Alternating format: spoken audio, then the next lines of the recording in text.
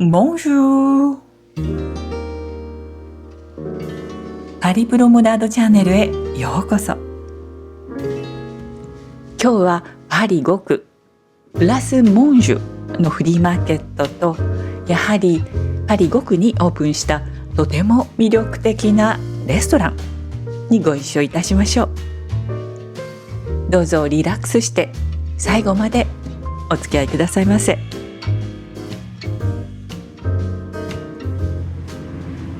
メトロの樹州駅、このチャンネルの視聴者の方にはもうおなじみですね。この駅の周りの広場で毎月第1日曜日に開かれるフリーマーケットをすでにこのチャンネルではご紹介しています。ここでのフリーマーケット、今日はありません。実は先ほどお話ししたとても素敵なレストランというのがこの界隈にあるんです。そこに行く前にちょっと寄り道をしましょう。夏の花々が咲いていてなかなか素敵でしょう。こんなところにエレガントな階段がある。ここ案外知られていない公園だと思います。階段に登って上の方を目指してみますね。この場所、実はかつてのローマ時代の円形競技場の跡地なんです。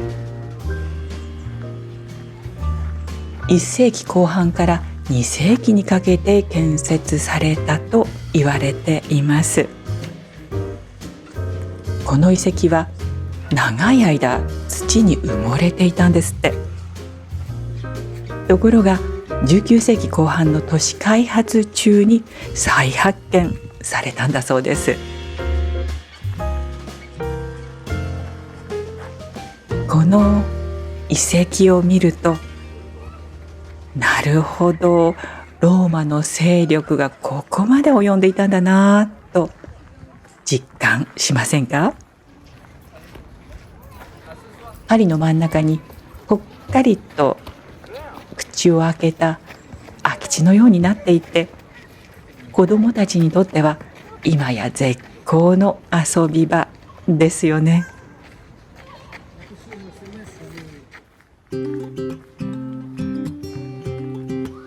さて、先ほどの道に戻りましょう。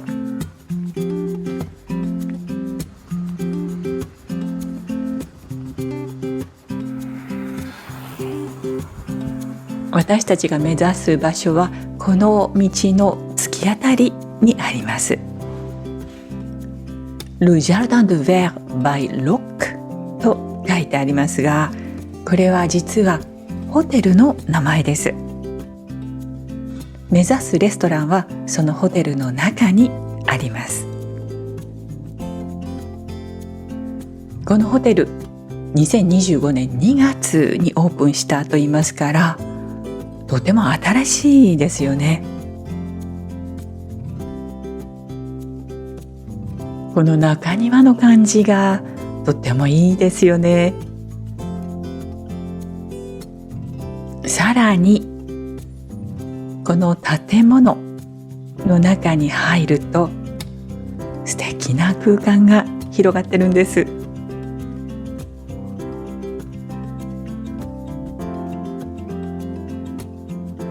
こちらがレストラン部分。まるで温室に足を踏み入れた、そんな感じがしませんか？実は私、数日前にここでディナーをしました。その時の様子は動画の後半でお届けします。今日また改めてお日様のある時にどんな感じなのかなと思って来てみました。ここで軽く朝食をとりたいと思います。このホテルではビュッフェスタイルのリッチな朝食もありますが、私はカフェクレームとクロワッサンをお願いしました。おや、クロワッサンがちょっとちっちゃいですね。ともあれ、なんだかこの空間を独り占めしているような気分のひとときです。そしてこのホテルからもすぐそばと言える距離のプラスモンジュのフリーマーケットに行きましょう。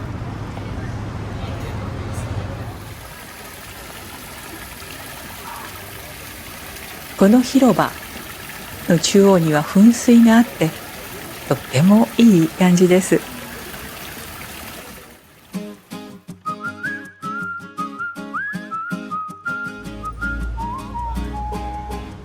面白い形のガラス器ですよね。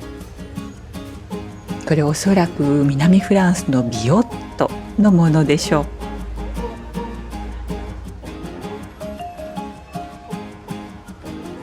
これはバルボティーヌ。私はどうもバルボティーヌに惹かれますね。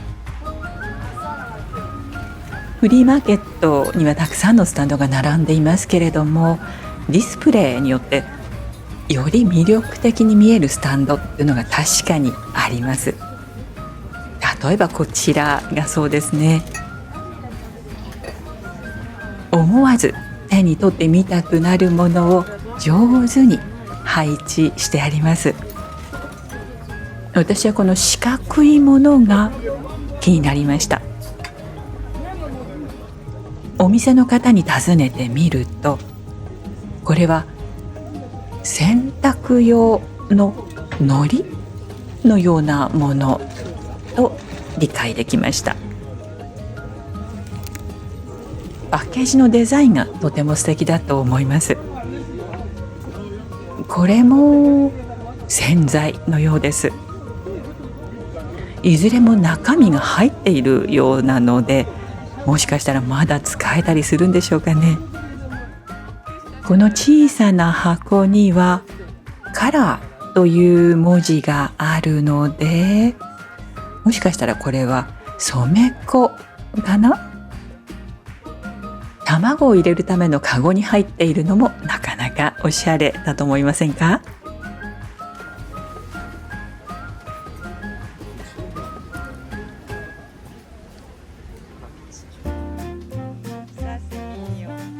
皆さんこれご存知ですか？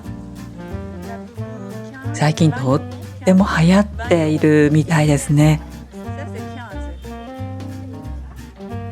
このスタンドの方は1つ20ユーロとか15ユーロというお値段をおっしゃっていました。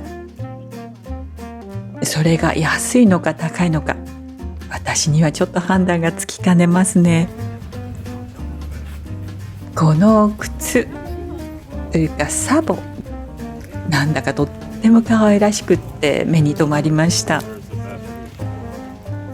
これは人形の顔かな。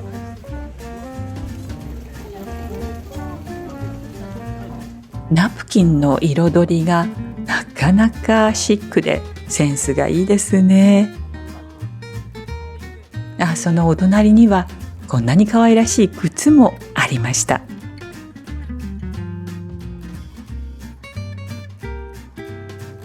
これは一体何でしょう。スタンドのムッシュは赤ちゃん用だっておっしゃってますけど、どんな風にして使うんでしょうね。私がなんとなく惹かれるのはこの素材そのもの、シルクでできています。それをこんなに丁寧に形にしている、こちらは皆さん想像できますよね。これオールシルクですよね。よく見るとものすごく凝った作りです。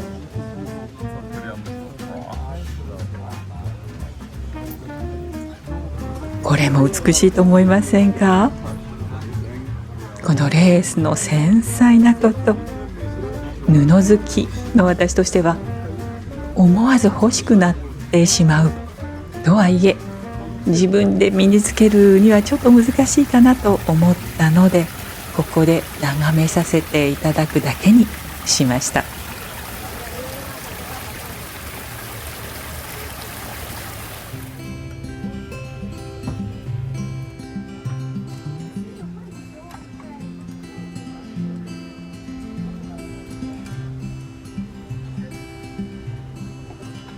こういうところを見るとワクワクするという人も少なくないんじゃないでしょうか。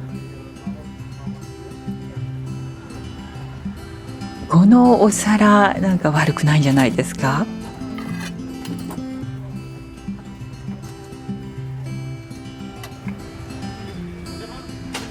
私はこのカップも気になりますね。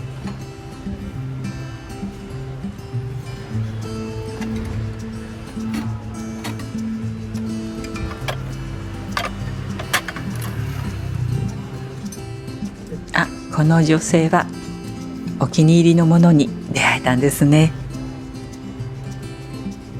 今日このプラスモンジュのフリーマーケットを私は初めて訪れてみたんですが、何かを手に入れようというよりも、むしろこのお日様の下での雰囲気をゆっくり散歩しながら楽しもうと思って来てみました。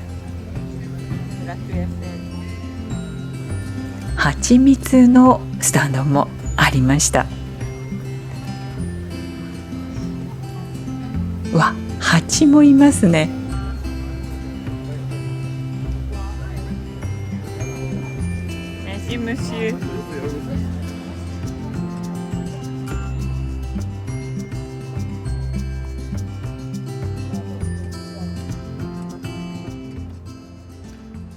さて、先ほどの場所、雨の日だとこんな感じなんです。だいぶ雰囲気が違いますよね。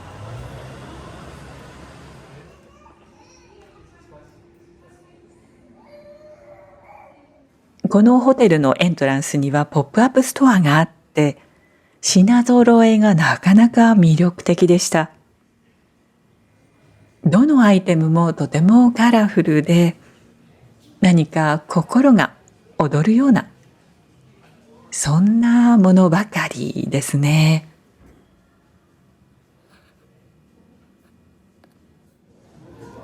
こちらがホテルのレセプションで、その奥にはバーコーナーもありました。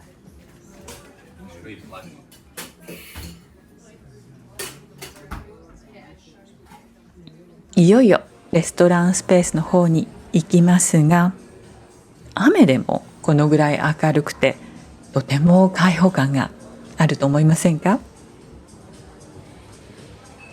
このレストランの名前はビビー。今日私はここでカコさんと待ち合わせをしていて、一緒にディナーを楽しむことになっています。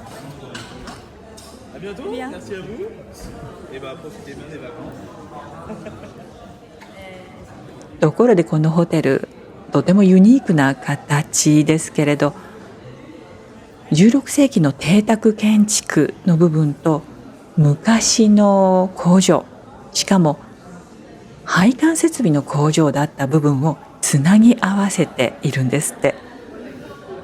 このレストランを囲むように客室があって、しかもなんと部屋数130以上と言いますから、パリの真ん中にあるホテルとしては相当大きいです。さて、どんなものがいただけるのでしょうか。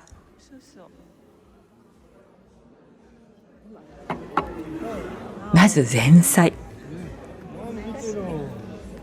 こちらはビッテロトンナート。イタリアではおなじみの前菜ですね。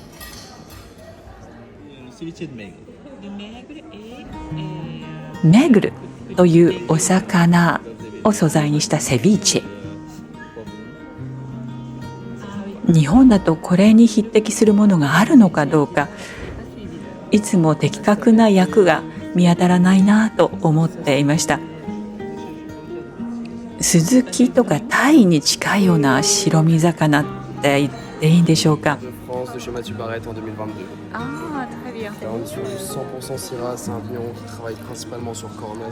ビッテルトンナートに合うような赤ワインということで、お店の方がおすすめくださったのがこちら。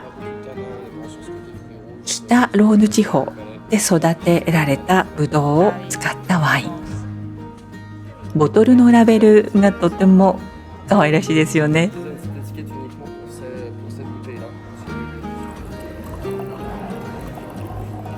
私はこのシラーという品種結構好きなんですが、果実味があってたっぷりとした感じの赤ワイン。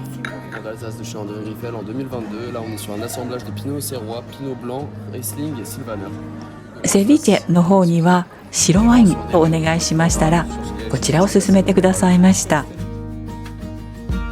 アルザスの白ワイン用の品種4種類をアサンブラージュしたものだそうです。セビチェにはこれウイキョウですね。それが薄くスライスして添えられていて、その上にはコリアンダーが乗っています。緑色のはパラベニョという青唐辛子だそうです。ライムの果汁がベースになったマリネ液、これがとってもすっきりしたお味に仕上がっていて、上品でとっても美味しかったです。ビッテロトンナート、最近パリのレストランで時々見かけます。私の好きな前菜の一つと言っていいんですが、こちらのはアーティチョークがチップス状になったものがアクセントになって、大ぶりのケッパーもまたいい感じでした。こちらもまたすごくバランスのいい一皿だなぁと思いました。スタッフの方々の T シャツのデザインもオリジナリティがあってセンスがいいですよね。そしてメインディッシュの登場です。アンガス牛、しかもオーガニックで育てられているアンガス牛。ベアルネーズソースが添えてあります。こちらはリュージョーヌ、白身魚です。付け合わせはウイキョウとズッキーニ。ソースはブールブランソースではあるのですが、リベッシュ、日本語だとラベージっていうんでしょうか。この香草が入っていて、味に深みが生まれていました。ウイキョウとズッキーニはアルデンテに調理されているところ、また少し焦げ目がついていたり、さらに酸味を感じるような味付けになっているところがパリのフレンチの新しさと感じました。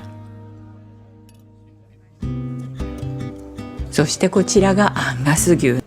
お肉そのものがとっても柔らかくってクオリティが高いなと感じました。しかもこのお肉、あらかじめマリネしてあるんですね。そのマリネ液の中にはごま油や醤油、そしてシェリービネガーが使われているそうで、ちょっとアジア風の美味しさも添えてあります。そこにハーブやナッツもアクセントになっていて、味のレイヤーが何層にも重なっている感じ。そしてさらにベアーネーズソースをつければ一気にフレンチになります。皮付きのままのじゃがいもを揚げたフライドポテト、これはもうやめられない、止まらないって感じ。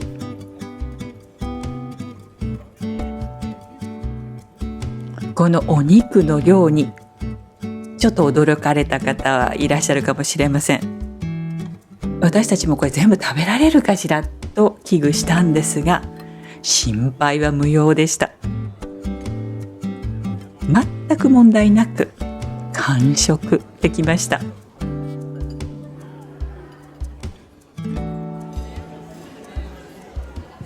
他のテーブルのお料理も気になりますよね。これもまた美味しそう。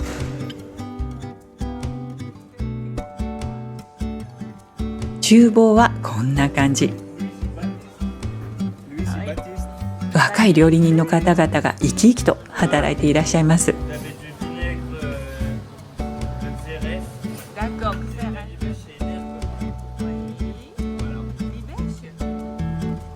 これはチキンですね。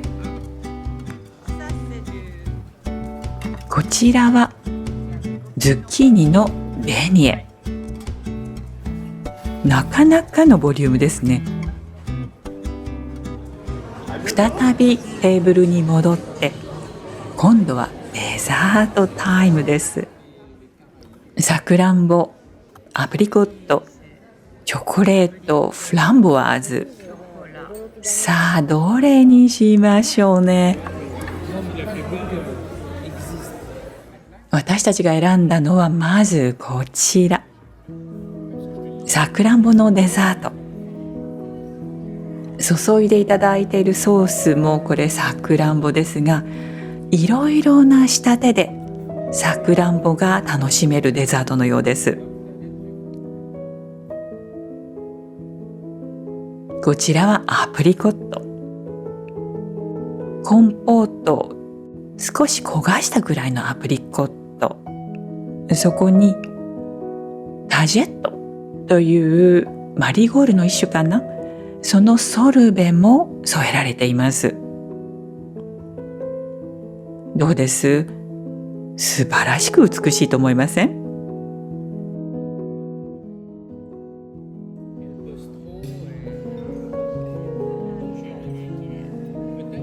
この中身が気になりますでしょう？パイ生地をカットすると中から堰を切ったようにさくらんぼが現れるんです。しかもこのソースはタネジーというハーブのエマルジョ。こちらのデザートは素晴らしくレベルが高いなと思いました。何層もの風味が重なっている感じ。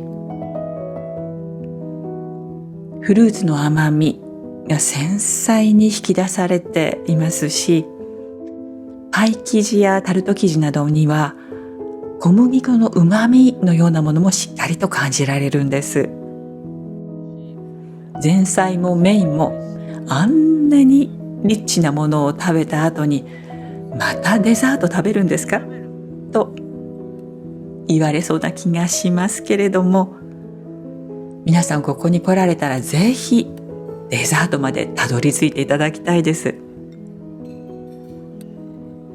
そこには今まで見たことのないような天国が広がっていた、そんな感じです。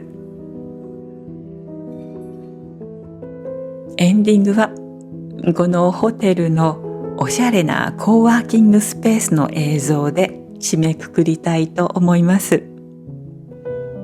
最後までご覧くださいましてどうもありがとうございました。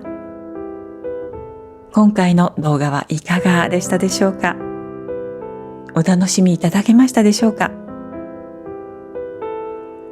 この動画が良かったと思われたらどうぞ高評価を、そしてチャンネル登録がまだお済みでない方はどうぞチャンネル登録もぜひよろしくお願いいたします。お寄せいただくコメントがいつもとても励みになっております。どうもありがとうございます。ではまた次回の動画でお会いいたしましょう。